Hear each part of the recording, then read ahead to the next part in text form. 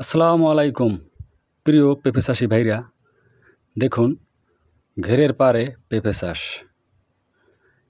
আমার এই ঘেরে 220টি পেঁপে গাছ আছে। এই টানা বৃষ্টিতে একটিও পেঁপে গাছ মারা যায়নি।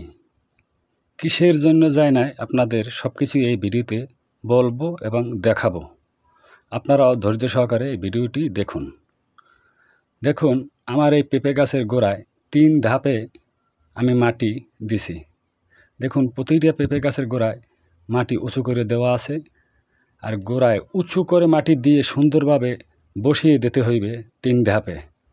একবার মাটি দিলে কিন্তু আপনার পেঁপে গাছ মারাও যাইতে পারে। অল্প অল্প মাটি দিয়ে 3 ধাপে গোড়া সুন্দরভাবে আটকিয়ে দেবেন, যাতে বৃষ্টির পানি না ঢুকতে পারে গোড়ায়।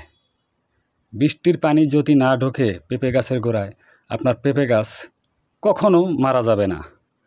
একটু গ্যারান্টি সহকারে বললাম আমি। আর দেখুন এই বাস্তব প্রমাণ, আমার এই ঘেরে একটি পেঁপে গাছও কিন্তু মারা যায় নাই। সবই আপনাদের অনেক ভিডিওতে দেখাইছি। শুধু মারা গেছে অনেক আগে চারা থাকতে কিছু চারা মারা গেছে, কিন্তু বড় হওয়ার পর একটা গাছ আমার মারা যায় নাই।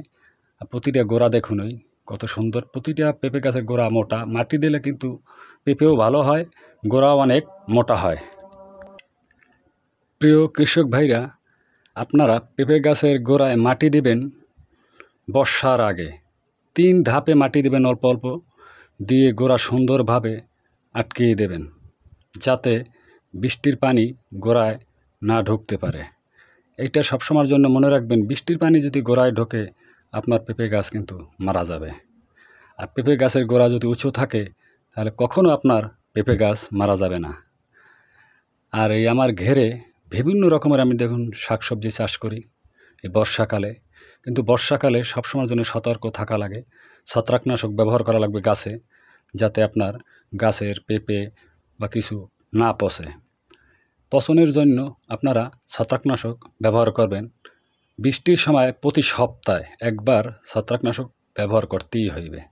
আমি এই পেঁপে গাছে, বেগুন গাছে আর অন্য কৃষি আছে মিস্টার টপ আর কেব্রিও টপ, এই দুইটাই বেশি ব্যবহার করি। আর অন্য অন্য ছত্রাকনাশক আছে, ঘুরিয়ে ফিরে ছত্রাকনাশক ব্যবহার করলে গাছ সবসময়ের জন্য ভালো থাকবে, আর একটা গাছও আপনার নষ্ট হবে না। আমি এই ঘেরে বিভিন্ন রকমের শাকসবজি চাষ করছি, সবই আপনাদের দেখাইছি। আর দেখুন আমার ঘেরে অনেক ঘাস হয়েছিল, আমি ঘাস মারা ওষুধ দিছি।